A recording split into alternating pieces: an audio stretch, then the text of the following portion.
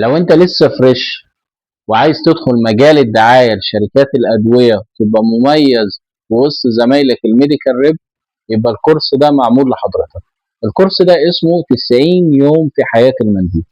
الكورس ده مش مجرد حاجه ساينتفك حضرتك هتقراها وخلاص، لا ده عباره عن كورس عملي من قلب الماركت لكل المواقف اللي هتقابل حضرتك، وبنعرف حضرتك ايه الرد المناسب وايه الحل المناسب لكل مشكله هتقابلك في الماركت. الكورس ده عبارة عن هيبقى شامل كل الأسئلة الشائعة اللي هتقابل حضرتك في الانترفيوهات لأغلب الشركات، وإيه الرد المناسب لكل سؤال عشان يخلي مديرك هيحارب عشان ياخد حضرتك.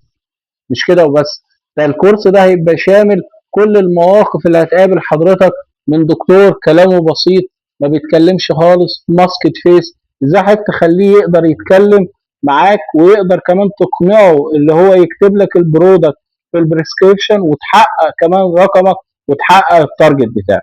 مش كده وبس، انا هتكلم مع حضرتك كمان في المواقف الكتيره اللي بتقابل حضرتك، زي الاسيستنت اللي هي ما بترضاش تدخلك للدكتور لان الدكتور مشغول وعنده مؤتمرات ومش فاضي يقابل حد. انا هقول لحضرتك ايه الطريقه اللي حضرتك تتميز بيها وتخلي الاسيستنت تقتنع اللي هي تدخلك غير كل زمايلك اللي مش عارفين يدخلوا للدكتور، وتقدر تقنعه بالبرودكت بتاعه وتقدر تقنعه بالبرودكت بتاعك وتقدر تخليه يكتبه في البريسكريبشن. مش كده وبس، انا كمان هرد على حضرتك على اغلب الاوبجكشن اللي بتقابلك من الدكتور، سواء السعر غالي او غيرها من الاسئله اللي حضرتك مش عارف ترد عليها ازاي. هقول لك الطريقه العلميه للرد على اي اوبجكشن بحيث ان الدكتور يقتنع برد حضرتك ويبدا يكتب البرودكت بتاعك، وازاي تحول الاوبجكشن دي لعباره عن اوبورتيونيتي ليك اللي انت تقدر تخلي الدكتور يكتبه.